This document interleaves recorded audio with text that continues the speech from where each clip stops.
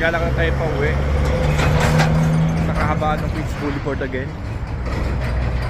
Ilang taon din tayo naglalakad dito sa kahabaan na to. So ano guys, oh, bilihan ng chongke. Chongke yan guys. May bilihan ng chongke dito eh. Kaya kung anti ka eh, kung mahilig ka sa kumain ng damo, ayun, nakakabili ka dito. Yun. So far sa ilang taon natin nandito naglalakad, safe naman tong lugar na to, no? I mean, hindi man na tayo naka-encounter, thanks God, hindi tayo naka-encounter ng riding in tandem. No?